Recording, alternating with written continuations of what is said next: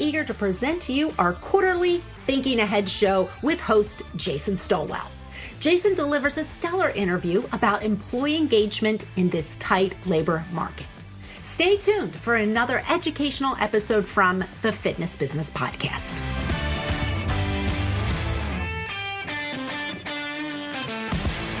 Looking to learn more about the Fitness Business Podcast and our guests? Follow us on LinkedIn, Instagram, and Facebook for weekly updates. Oh, and I almost forgot, as we head into 2023, we are looking for feedback, so please head to iTunes to leave us a review.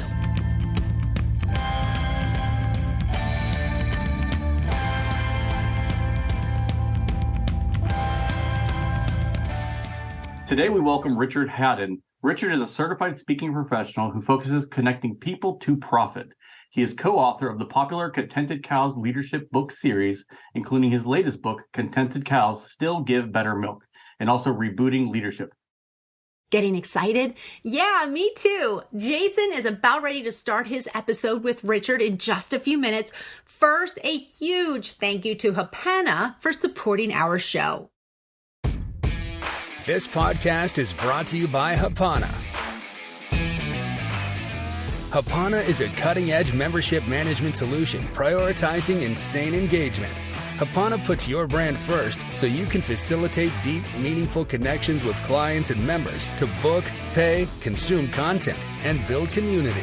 Hadden partners with fitness brands in both the boutique and big box segments that want to drive efficient operations and maximum engagement with clients and members. And they do this by providing direct world-class support with a passionate team who cares about your success. To see how you can transform your brand, go to Hadden.com and ask for a demonstration. Hadden, engineered for engagement. Jaron and his amazing team at Hadden will be at this year's URSA show. Make sure you stop by their trade show booth and say hello. But if not, go check out their website at www.hadden.com. You know I like to throw in a little girl power every once in a while. Well, next week, Rena Vacone is representing the women in the fitness industry as she delivers an inspiring episode. After today's interview, I'll introduce you to Rena, the founder and CEO of PassionFit. MyZone has pioneered unique wearables with talking point technology that makes the difference. Reach more members of your community and keep them engaged for longer through motivation and gamification wherever they choose to work out. In the gym, at home, or outdoors, we're stronger together. Get in the zone at myzone.org. It is an honor and a privilege for me to hand over the mic to our Thinking Ahead host, Jason Stolwell, along with his guest, Richard Hadden. Richard, welcome to the show. So I'm going to start off with the first question I got here. So can you tell our listeners just a little bit about yourself and your professional journey to today? Well, sure. I started out as a computer programmer and software designer a long time ago before PCs. And, when I graduated from college and then I went to graduate school, the job market was pretty bleak. And most people kind of took whatever was available, not necessarily what was their passion. And so I did that and I did fine with it, but it really wasn't my passion. People were my passion. And so after a while, I had the opportunity to branch out on my own and I had my own software consulting business. But, my clients were asking me more and more to help them solve their people issues. We had the machines and the software taken care of, but they were asking me to help solve their people issues. I had an MBA and I guess a little bit more of a business orientation. So we did that. And then I started teaching at Jacksonville University, which is where I went to undergraduate school. And I said, I really like standing in front of people, but I can't afford to do this. But I really like it. And so I just kind of set myself up and decided that I was going to start researching and speaking and training and writing about the workplace and about the people part of the workplace. And so I did that. And then a few years after I got into that, I met a guy named Bill Catlett. And Bill had been in on the ground floor of the Leadership Institute at FedEx in their early days. And he and I collaborated on our first book, which was called Contented Cows Give Better Milk. And Since that day, I've spent most of my professional time writing and speaking to audiences all over. I've been really lucky all over the world to talk with people about, here's how to create a great workplace, and here are the benefits of creating a great workplace. And so it's been a real fun journey, and the journey continues. Well, that's excellent. So speaking of the books, especially Contented Cows, in a previous conversation that you and I had, you shared this idea of building an employer brand. Can you tell our listeners a little bit more about like what that actually means and why it should matter to us? Yeah, great. Well, first of all, I should mention that the brand Contented Cows comes from Carnation Milk, and we use it with permission from Carnation and from Nestle that owns that. And the books have absolutely nothing to do with cows. I want to be clear that our books are not about cows. They're not saying that people should be compared to cows. That's not the point. The fact is that in the same way that contented cows do give better milk, and that's pretty well established science, satisfied, engaged people give better performances at work. And we find that always finds its way to your customer, and that always finds its way to your bottom line. And so as we look at the labor market today, I mean, and it's always been this way, Jason, but as we know, since the pandemic, everything has changed with respect to the workplace dynamics, the connection or the relationship between labor supply and labor demand. And so you really have to look at recruiting like marketing. And so if that's the case, then it's important for you to be identifiable to your prospects in the job market. And having an employer brand means that people know what you stand for. They know what they can expect if they come to work for you. And it keeps your organization at the top of the minds of people who are looking for a new position. Over the last, since the beginning of 2022, every single month, there have been about 4 million people in the United States who have left their jobs. They've resigned. They've left voluntarily of their own accord. Most of them, the vast majority of them, went on to another job. They didn't just go and sit at home. And so that tells us that the job search market is extremely active right now. One source says, and this is from a study that came out from Hirology in 2022, that the average job applicant today is looking at 16 different opportunities in every job search. So you've got to look better than 15 other organizations if you're hoping to be able to fill that position. So developing a brand, an employer brand, one that's very positive, that people can identify with and that they think about frequently, can be one of the most important steps in attracting people to your organization as a place to work, not just as a place to buy things. So I'm gonna stake on that thought because I think that's a very important thing for my listeners to hear. So you discussed recruiting itself as a form of marketing, right? So Can you help me better understand that concept and little nuances that we can do as fitness business owners to really lean into rethinking about how we do recruiting as a marketing effort? Yeah. The whole relationship between the employer and the employee has really got to continue moving in a more positive direction. Throughout history, there has been contention, it's been an us versus them kind of a thing. It's extremely difficult to, number one, to run a business under that kind of environment, but also to attract the very best. Now, you can attract maybe not the very best, not the most skilled, not the most committed, not the most loyal, not the most hardworking people. You can attract people who don't really have a lot of options. But I think your listeners are looking to attract people who have a lot of options, and they want to pick you as their option. And so, we have to really look at marketing, how you treat people before they even come in. So I always say, treat your employees, treat your prospective employees as though they were a prospective customer. And, how do you do for a prospective customer? You want to put your very best foot forward. You want to convince them that coming to buy from you is the very best decision they can make from all the competitors that you have. The very same thing happens in the employer-employee environment, and that is to convince the best people that you want that coming to work for you is going to be better for them in whatever ways that they're looking for than going to work for one of your competitors for talent. So we have to think about not only competitors for business, but competitors for talent. That's especially true today. I mean, as we're recording this, the U.S. unemployment rate is 3.4%. It has not been that low since 1969. Many of your listeners were not even thought of in 1969. And so for most people's lives, this is the lowest unemployment rate we've had. There are simply too few people for too many jobs.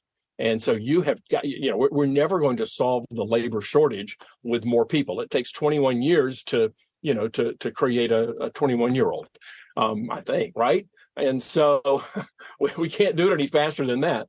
So the only option at this point that we have is to be better than the next guy or the next organization so that you can attract people and get them to come to work for you because they can't work everywhere. What a fascinating thought, because I've been in the fitness industry, for 25 years, and I've never really put the correlation of, the materials I put out in regards to hiring is also a contact point of potentially recruiting. So it really is a kind of a challenging my status quo. So let me ask then, what are a few specific things that you're seeing organizations do right now to improve the success they have with both recruiting and retention? Okay. Well, let's talk about recruiting first. And one of the most valuable pieces of property or pieces of real estate that any business has is their website. And so few organizations are utilizing that nearly to its fullest extent when it comes to looking for employees. So really need to capitalize on the value of something you already own, an asset that you have already invested in, and that is your website. And four things that I think an employer's website needs to do. Number one, it needs to have a prominent careers tab right up at the front. Nobody's going to go digging and looking for, they're looking for the word careers, and it needs to be near the top of the page, not down at the bottom. Secondly, it needs to create this employer brand. It needs to communicate your employer brand, whatever that is. Third, it needs to communicate your culture. People assume that, people are going to find out how much they might get paid, what your benefits are, that kind of thing. They're going to look for, that's all pretty cut and dried. But they're looking for your culture. Is this the kind of place where I'm going to be happy? Is this the kind of place where I can fit in? Is this the kind of place where I can do my very best work? They're going to look for that, and you can depict that on your website. And one of the best ways of doing that, which is the fourth thing, is through the use of video. So, having video testimonials and things like that, where people can get a look at what it's like to work in your company. So that's one part of marketing. No organization today is going to try to market their products or services without doing so on their website, among other things. So that's one thing is the website. But just in terms of where do you look, there's all kinds of untapped resources that we probably haven't thought of. One would be what I call boomerang employees. These are people who used to work for you and they left for some reason. Maybe they thought the pastures were going to be greener, but they weren't. Well, they're a little embarrassed to come back to you now and say, it really wasn't what I'd hoped it would be. Can I come back and work for you? Well, you don't have time or you don't have the capacity to let people worry about being embarrassed. So just welcome them back to have that conversation. It doesn't mean you necessarily hire them back, but, go contact other people. Who knows what's happened during the pandemic? People might have left before the pandemic thing. Maybe the company they work for went out of business. Who knows? Get in touch with those people. Another would be people who were maybe runners up from before. You had one position, you had 3 or 4 good candidates, you could only hire one. Don't let those people get away forever. And again, if you think about that this is marketing, if you're marketing to someone and they say, no, thank you, what do? Just drop them and never come back to them? No, you follow up. So the same thing with people who don't come to work for you. So those are just a couple of ideas. So Richard, if you don't mind me circling back, you also mentioned retention. So what are some of the strategies that organizations can use to really keep our top talent? Well, I think one of the most important ones is this. They say we have a labor shortage. I'm not so sure we have as much of a labor shortage as we have an appreciation shortage. Think about any relationship you might have ever been in. The minute you start to feel taken for granted, you start looking for the exit from that relationship. The same thing happens at work. And so it's so easy because, people come in and do the same good job every day and every day.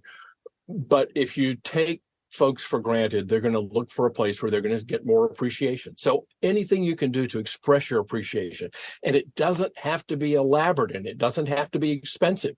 I did a series of polls during the course of the pandemic when I was doing a lot of training and speaking online. And I polled over 2,400 people to ask them how they liked to be thanked. And I gave them a list of 8 things. The top thing was a handwritten thank you note from their manager. And that beat time off without pay and a monetary gift card. So, those kinds of things, just say the words thank you. Don't let a good deed go unnoticed and unthanked. Say those words, but also look for ways to include the person in their family, to show appreciation, not only to individuals, but to your entire team, to your entire group, things that you can do. Food is always a great way to show appreciation. But I would just ask myself, am I really being appreciative enough? Am I saying thank you enough to the people who keep this business running? What an incredible quote. Don't let a good deed go unrecognized. That really is going to be just that resonates with me, and I'm sure it's going to resonate with listeners. Thank you for that. In the industry with fitness, we all, or most of us had personal trainers, right? And so the pandemic happens. Yeah. We all shut down, and then the personal trainers start doing Zoom calls, and then all of a sudden they realize, well, why am I working at the gym? I can just do this, right? That's right. As we've seen the business kind of come back in, we get this new norm. There's still that lag between us bringing back all these trainers because they're all, most of them are still doing it on their own. But we're slowly seeing them come back. So let me ask you this. Is there a proactive opportunity for us to go back and start re-recruiting those folks, you think? Or is that a lesson they need to, the people that have left us, is that a lesson they need to learn on their own, or should we be marketing to them? I think you should be more aggressive and be marketing to them, be more direct. It doesn't mean you have to drag them back in kicking and screaming, but just let them know, hey, we have some opportunities here. Let's talk about this. And of course, in that profession, people can work for you and kind of do their own thing at the same time, right? So, and this is another thing, for anyone listening to this, one of the things that is probably not going to go back after, we talk about the post-pandemic workplace. I don't even know if that term even makes sense. I call it workplace next, where we are now with the workplace. We're not ever going to get all that toothpaste back in the tube. And so a lot of things are not going to go back to the way they were in 2019, thank goodness, in some ways. And one of those things is flexibility. So even if people, this whole idea of working from home and working from anywhere, remote work, hybrid work, and all of that, people like that. Many people like that. And we're never going back to the days where where everyone worked on site all the time. There's going to be a continuous mix of that. And with personal trainers, as an example, yeah, they can do that. They can work at a club. They can also work, do their own thing. And so we've got to provide flexibility, because when you ask people today, what is it? Is it the working from home that is the real thing? They'll say, when I think about it, it's not. It's the flexibility. I've been working from my home for over 20 years. It's not about, it's a nice house. I like being here, but it's not about working from home. It's about the flexibility. Another study that was done by Hirology found that they asked 16,000 people who had turned down legitimate good job offers. Why did you turn down the offer? The number one answer was lack of flexible options. So that's another part of not only recruiting, but retention. To the degree that we can offer flexible options, whether it is working remotely or fluid hours or creative hours, or working a schedule that works with perhaps your unique life conditions or circumstances, that's the kind of thing that gets people to give a second look at you over a competitor for talent. That's a great thought, that not only should we not be discouraging these hybrid options, but maybe we insert some kind of help them, have the flexibility here and be successful, at home as well. That's a really interesting thought. So, can I ask you this? I'm going to put you on the spot. Is there anyone out there doing it very well right now that you point to is like an example of this group, this organization is really hitting the nail on the head right now when it comes to retention, culture, recruiting? Well, I mean, I could name some big company names, and those are people that people would know. But the ones that I'm familiar with that are doing the best job are not necessarily the ones that are household names. In a similar kind of industry to yours, the Eugene Country Club in Eugene, Oregon, has an amazing not only culture for their members, but for their employees. And I recently spoke for the Club Managers Association of America, Oregon chapter in Portland, and I met the people there at the Eugene Country Club. And they are doing a great job of recruiting, of retaining, of marketing themselves on their website, of creating that kind of culture where people want to come and they want to stay. They have a number of long-term employees, people who have been with them for literally decades. And that's really unusual. But they've also created the kind of environment where newcomers to the profession are coming in and say, hey, we really like the vibe here. We really like the way it feels. I hope we can stay for a while. Excellent. Thank you for that. I can't wait to check them out. All right, I got one last question for you. Do you have so listeners are going to come out of this show and they're going to feel energized to rethink the way that they approach recruiting retention. Is there one piece of actionable advice, some really soft ground we can begin at that you would recommend that listeners, again, leave this show and say, I'm going to start here? What would that be? Yeah. The first thing would be to ask yourself the question, why would I want to work here? What's so great about working here? And then only if you can answer that, then take the answer to that question and put it out everywhere on your website. The people who already work for you, they need to be taking that message out there. When you're out in the community, you need to be out there sharing that message. Here's why it's so great to work, here at this particular location or here for our company. Even little simple things, Jason, like, everybody sends business emails all day long. You send dozens of them. Put a little line at the bottom of your signature line. Hey, we're always looking for great people. Click here. And that'll take them to the career section of your website. Put signs in your facility with QR codes so that people can scan that and they can go right to that part of your website. Also, keep in mind that something like 80% of people under the age of 30 do the entire application process on their mobile phones. Make sure that your application process works and works well on a mobile phone. If it doesn't, they're going to go on to one of those other 16 that they're looking for. Wow, tremendous advice, Richard. I can't thank you enough. I know my listeners are going to be really, really excited after this show to move on from this. So with that being said, if my listeners would like to reach out to you, what's the best way to do that? Come and visit us at our website, contentedcows.com. I have to emphasize the S at the end because there is a website called contentedcow.com, but it's for a pub in Minnesota. So don't go there. Well, go there because they're great people, but contentedcows.com. You can email me at richard@contentedcows.com. I'd love to hear from you.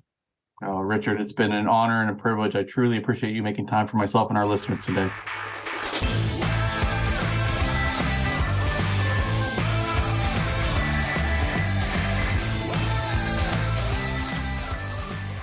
Great job, Jason, and thank you so much for leading today's Thinking Ahead episode. If you would like to reach out to Richard, his contact info has been posted in our show notes. The show notes, they can be found at fitnessbusinesspodcast.com. And you know what else can be found at fitnessbusinesspodcast.com? The subscribe button. Yep, it's just one click away. So the show notes will be emailed to you directly each and every week. Yeah, it's that easy. Give me 30 seconds and I'll introduce you to my upcoming guest, Rena Vacone. Looking for a gym wipe that is gentle on fitness equipment but tough on eliminating germs? Look no further. Vapor Fresh gym wipes are specifically designed to be safe on all gym equipment. And the fact that they are the only plant-based disinfectant wipe on the market makes them the top choice. Vapor Fresh wipes come in 2 convenient sizes. The smaller canister is perfect for home gyms and boutique studios, and the jumbo refill roll fits perfectly into the dispensers.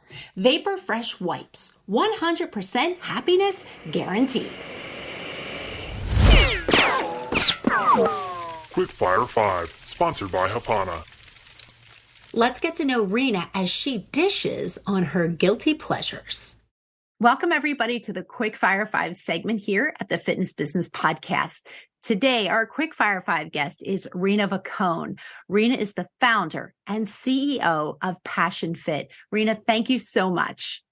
Thank you so much for having me, Dory. I'm excited to be here. Yeah, so next week you come on to the Fitness Business Podcast. You're going to really talk about a cool topic, which is women leading the fitness industry.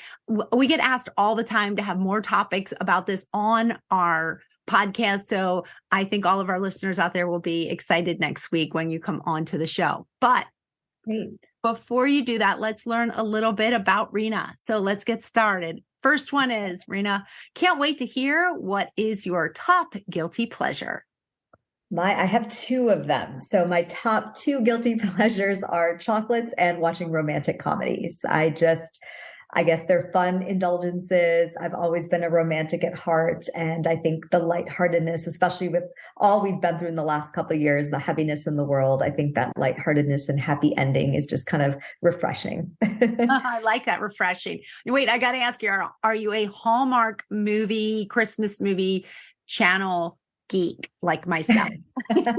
Yes, I find them so fun. I'm the only woman in my house because my husband and I have 2 sons and they watch sports all day long. So they don't understand my Hallmark obsession. But yes, I love Hallmark. And there's a lot of really good ones now coming on Netflix and Amazon Prime. And so there's a lot of different options. Yep, there are. I've noticed that. All right, good. Here we go. What is a habit or action that you do to be productive?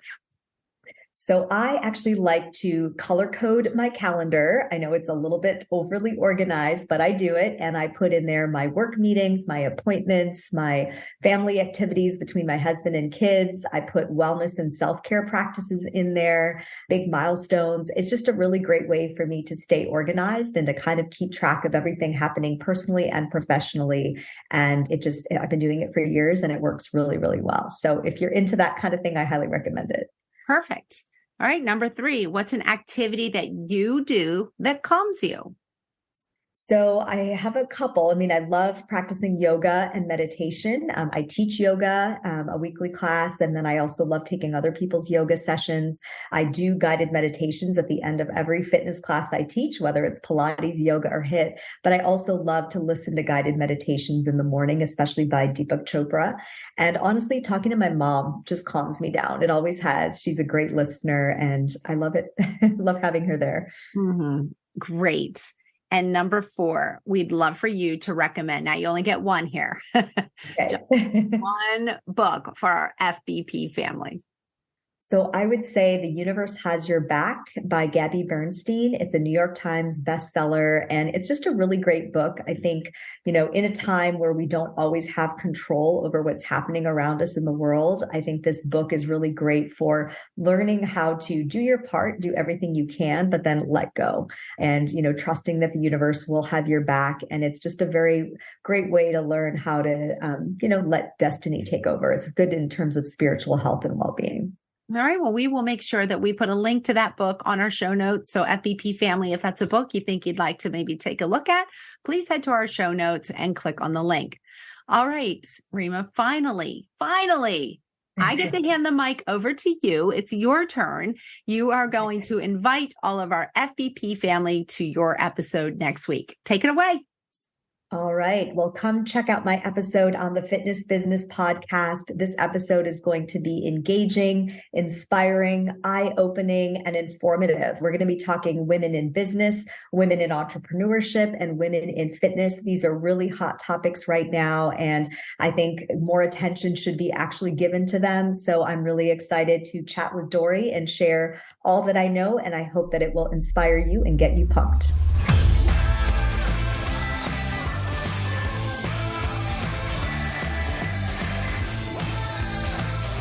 I hope the week flies by because I can't wait to share Rena's episode with you.